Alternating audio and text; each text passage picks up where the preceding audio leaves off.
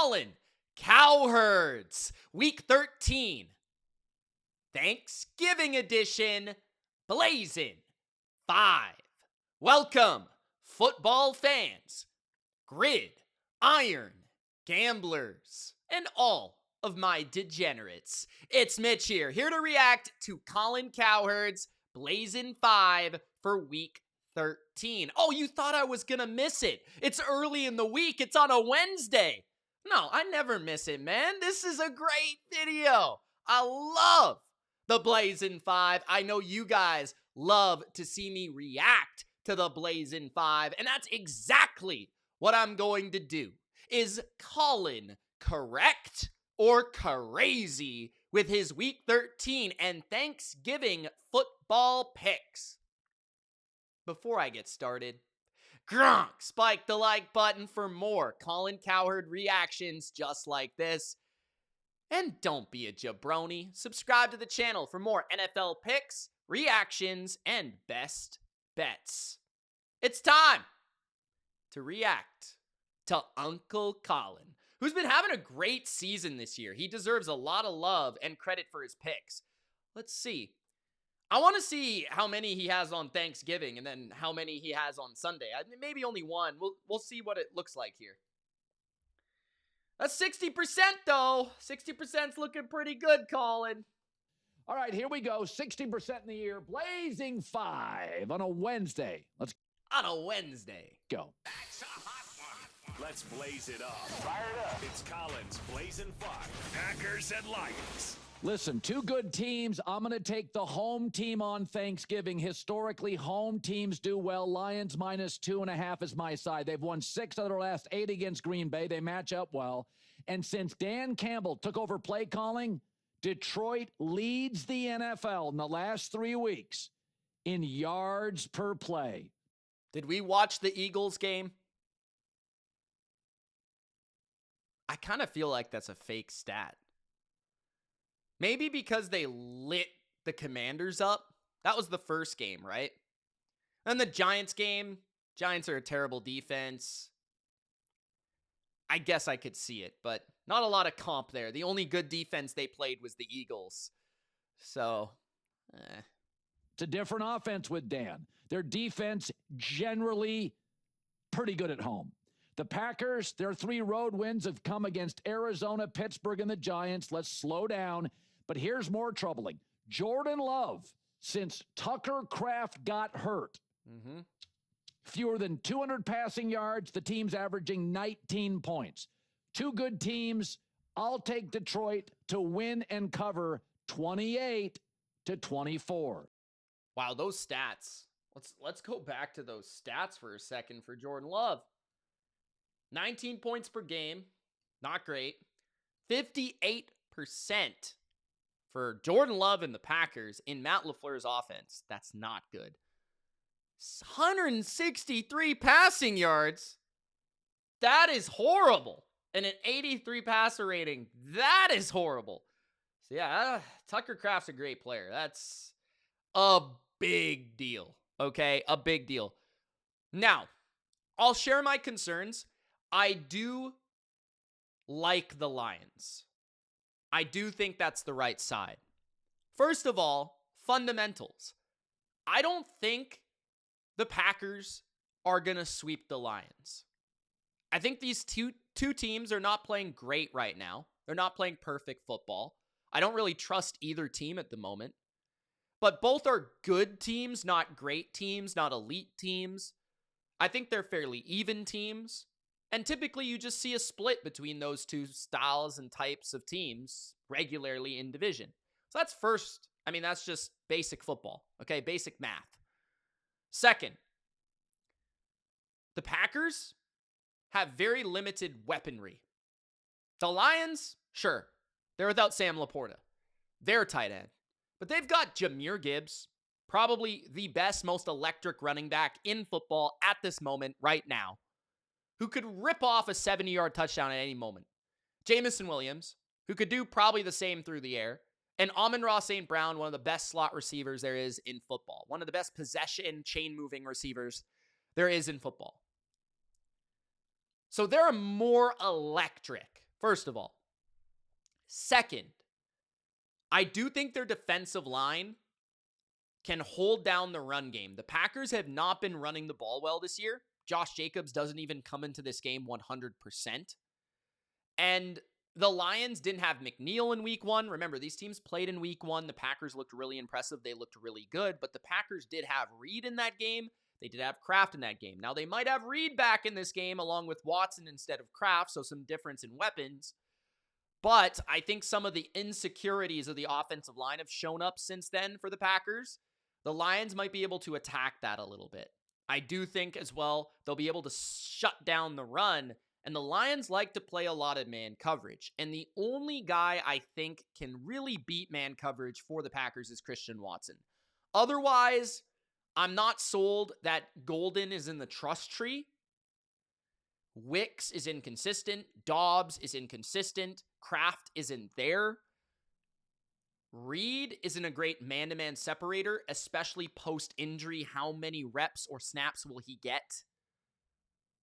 I struggle to see how the Packers consistently move the ball in Detroit, in their environment, with the loud Detroit crowd at home in a big, meaningful Thanksgiving game. Their fan base is going to be crazy.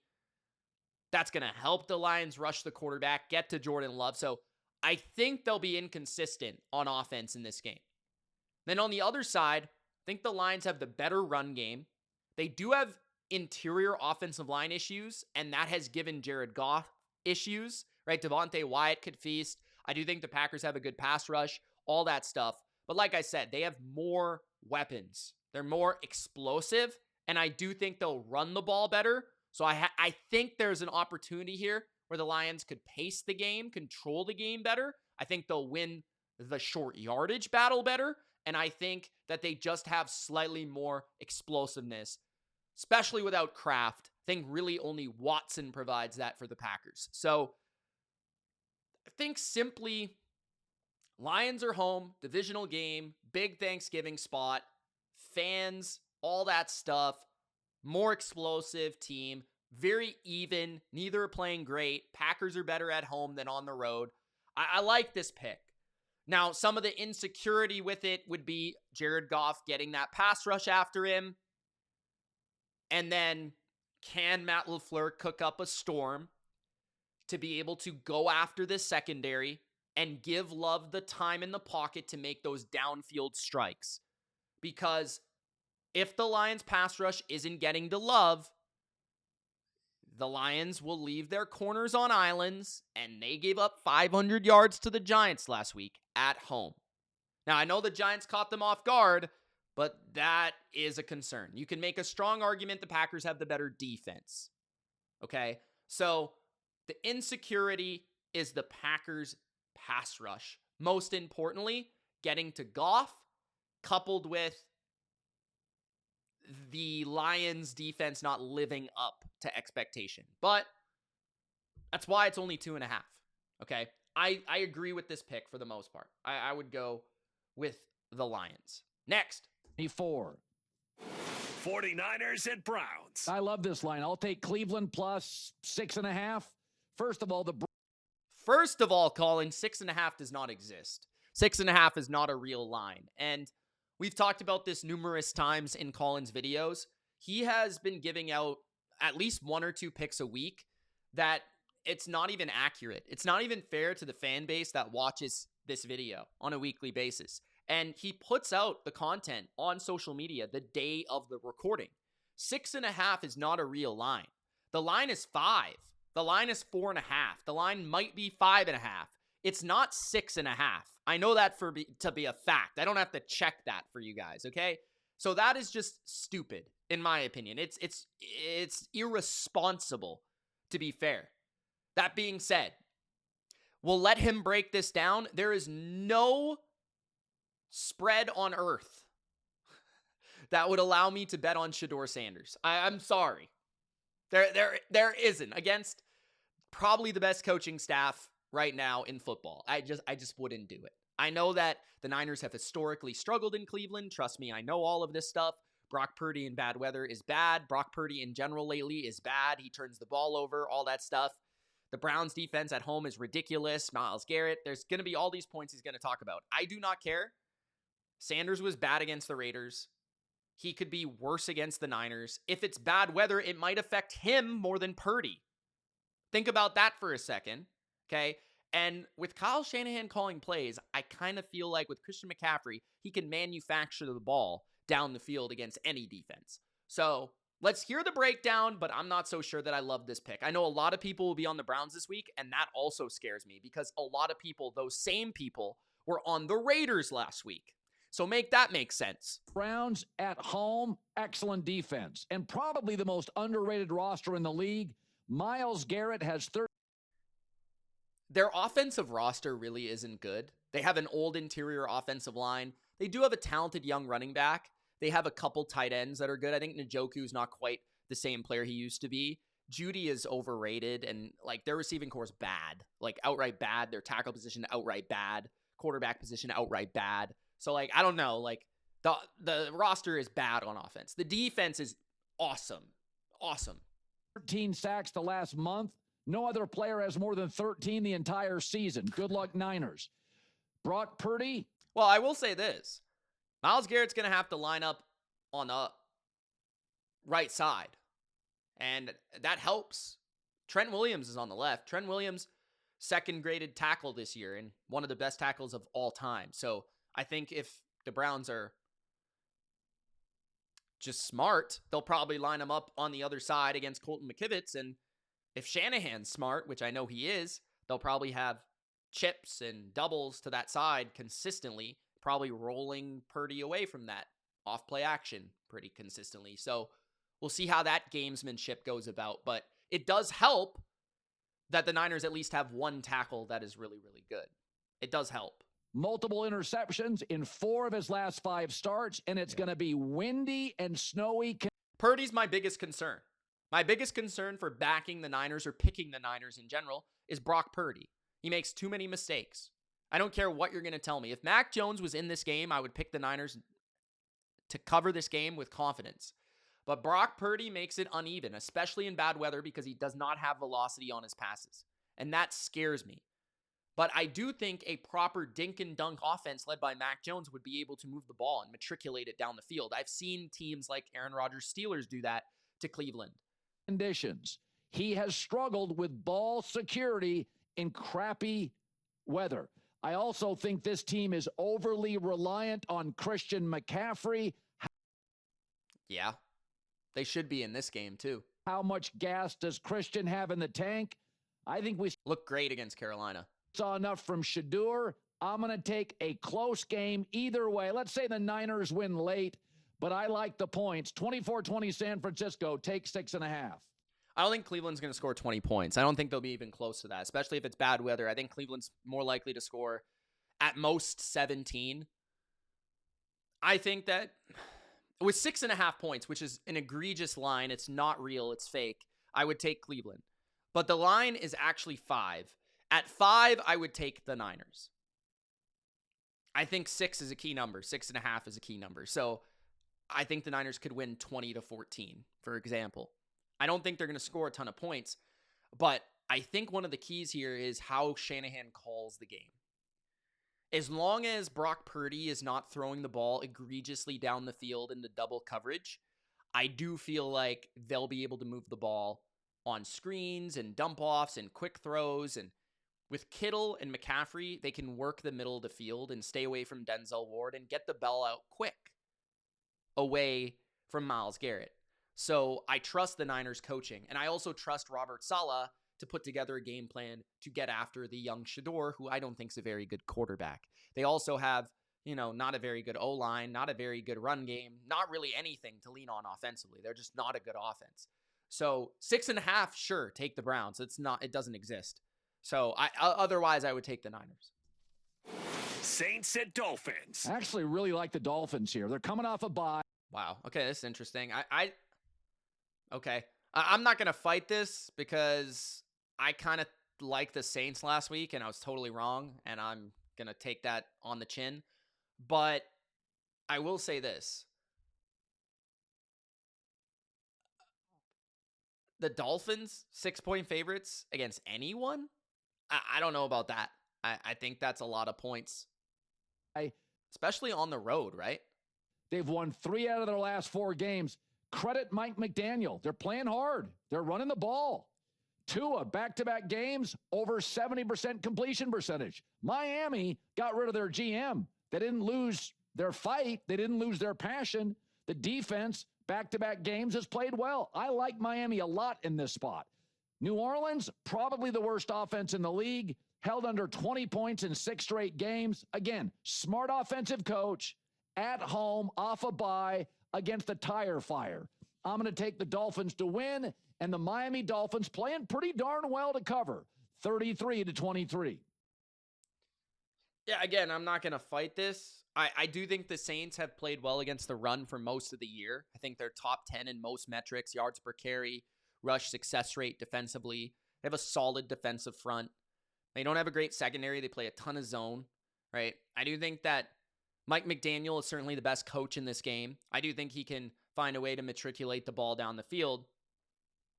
But I've seen some good things from Tyler Shuck. I don't think much of Miami's defense. They're not overly talented. I think Chris Olave can make plays. Alvin Kamara, Taysom Hill. I thought the Saints kind of got a little unlucky last week in the red zone multiple times.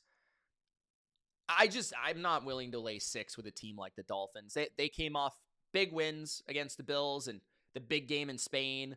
I don't know what they were doing the last week. They might have been stuck in Madrid partying. Like, I have no idea. I'm not willing. The Dolphins aren't going anywhere. I'm not willing to bet money on the Miami Dolphins near a touchdown favorite against anybody. I'm just not. I don't care. Guys, let me know in the comments what you think of that, but I'm off that game. Cardinals and Buccaneers. The buck stops here. Tampa. Yeah, this one comes down to me. Bucks here at home. Comes down to me. Does Baker Mayfield play? Period. If Baker Mayfield plays, yeah, Bucks are a bet. If Teddy Bridgewater plays, Cardinals, 100%. It's Baker Mayfield or bust. So, like, is he playing? I think he'll play, but I don't think he's 100%. Bucky Irving could be back. We'll see what Colin says here. Maybe he has some inside information. I think Bucks under a field goal at home, I believe. Good pick. Cardinals are not a good road team, typically. Let's go. But gets Bucky Irving and Chris Godwin back officially for multiple snaps. I like Tampa to win and cover. Listen, they're not playing well, but they average 27 a game at home. And, you know, the losses were to Patriots, Bills, Rams. Those are good teams. Yeah. Bucky Irving's back. Chris Godwin played limited snaps last week. He's ready to go. And the Cardinals, 1-8 since week 3. Arizona's got some quit in them. Worst scoring defense over the last 3 weeks. Not a lot here to like. Buccaneers, easier opponent. Look at those stats, man. Like, Cardinals defense was actually pretty solid in the first half of the year. They have fallen off the face of the planet. I think that is reason for Jonathan Gannon to be let go and or fired. They have injuries. Marvin Harrison Jr., James Conner, Jonah Williams, defensively, Will Johnson, etc. That's been a big deal about their defense too, as they've been missing players left and right constantly. Mac Wilson, go down the list. But their pass defense right now, really poor. I think Baker can rip it up. Their pass rush is mediocre. Don't think they're really going to trouble Baker a lot. Now, they could win on the interior a little bit. Calais Campbell, Walter Nolan against that interior O-line, which has been the worst part of the Bucs team for a while now. Their O-line in the interior is really bad, and it's been giving Baker a ton of fits. No Mike Evans still, who's the most important weapon on that team. Not Bucky Irving, not Chris Godwin, not Emeka Ibuka. It's Mike Evans. They still don't have Mike Evans. But Godwin and Bucky coming back do help the short passing game. Ibuka should have a good game here. He should. And defensively, the Bucs do stop the run. Now, Brissett has played really well, I do believe, lately. And Michael Wilson's playing well. Greg Dortch is playing well. The Cardinals are still going to be able to score some points here. But I do think that there'll be more of a two-dimensional offense for the Bucs. The Bucs are at home where they play better, as Colin mentioned. Their offense plays better, as Colin mentioned. And you just kind of got to count on the Bucs. Backs against the wall. Few losses in a row. When does it stop? It probably stops now. There's a lot of leadership and heart on this team.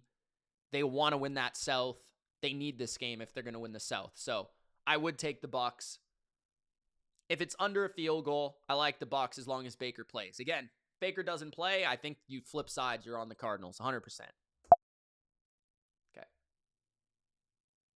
At home, win and cover the spread. I like Tampa 27-20. Vikings at Seahawks. The Lions, the line now is not the best of the line. 9.5. It was 11.5 last time I looked. 9.5. 9.5, 10.5. I'll take Seattle. They've outgained. That's crazy, man. You can't put a number out there that's 2 points different. It's like you've done that twice in one video. It's just not fair. It's irresponsible. Yeah, I agree with this pick. Seattle. I would be on Seattle too. At 9.5, under 10, which is a key number. 10, 10.5, 11 is another, like, more significant than 9. So, like, 31-20 or, like, 28-17. Yeah, it's a pretty big number. So, again, 24-13, like, those numbers matter. It's kind of ridiculous. I'm with you on Seattle, though. I do think they crush the Vikings. Sam Darnold revenge game. He's going to make Minnesota see what they're missing, and good old Sammy boy. I'm sure it's going to happen. 10 straight opponents. They played like garbage in the second half defensively. They still win. Last week against Tennessee, fewest sacks allowed on offense, so Brian Flores can blitz all he wants. They're a really high-end offensive team with the fourth most sacks in the league. They're at home off kind of a cruddy defensive performance. The Vikings offense, most turnovers in the NFL. They're starting an undrafted rookie. They've been held under 20 points in 4 of their last 5 games. There's nothing about Minnesota outside of their coaches that I really like right now. Yeah. Seattle is going to win. It's in the Pacific Northwest, 30-13. Feels about right. I mean, the Vikings, the O-line is crumbling. Darrisaw's hurt again. Their run game, they don't try to run the ball. There's no effort towards it, so it doesn't matter. The Seahawks are great against the run anyways. They're top 3, top 1, top 2 in the NFL. They've got a really good pass rush that can get after a young quarterback and collapse the pocket and make him uncomfortable. They've got a secondary that can cover Justin Jefferson and company. It's a really bad matchup. It's a really loud environment. It's a quarterback that's not going to be used to that environment. It's on the flip side, Sam Darnold and JSN, who can create explosive plays against a defense that allows explosive plays. The Vikings do blitz, and they are creative on defense, and maybe they have a trick up their sleeve, Brian Flores, for the first half. But I think eventually Seattle will continue to create distance in this game because their defense will hold it down, and turnovers will come and sacks will come. And yeah, I think this game's going to get out of hand. I think Seattle wins by 2 touchdowns plus. They disappointed me against Tennessee. They looked like they were crushing the Titans, and they let them back in it, and they let the Titans cover. I think they covered this week. I do agree with that. Actually, I shouldn't say this because twice this year I didn't love the numbers and went 4-1. I like my picks. Well, no wonder you like the picks. I mean, the Dolphins game is not accurate. It should be 6, although 5.5. It could be 5.5 by the end of the week. That's fine. But the Seahawks game and the Browns game is egregious. Those numbers are way off. The Lions and the Bucs, I've seen 2.5. So those are fair. But again, 2.5, you wonder why it's 2.5, not 3, right? Like, again, he's getting the best of the number here. He's getting the numbers he wants. So I hate that part of what this has become a little bit. But otherwise, I'm going to call it out when it happens. But otherwise, I think the Lions are the side in that game. I think the Browns at that number are the side, but I would not want to bet on Shador.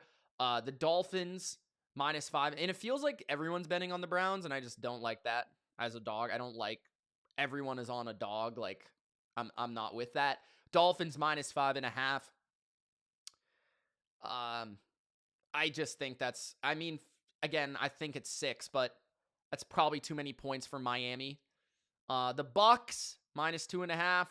I think that's the side if Baker plays. I like that matchup for them. I'm a little scared about their pass defense, but that's the only thing that scares me. Seattle, that's an egregious number. But like I said, I think Seattle wins by 14, 17 points. I don't know how Brosmer really does his thing against that defense. So that is your Blazing 5 for week 13, guys. I hope you enjoyed. If you did, Gronk, spike the like button. Don't forget to subscribe to Money Mitch for all of my NFL picks and best bets and more Blazing 5 reactions. Peace.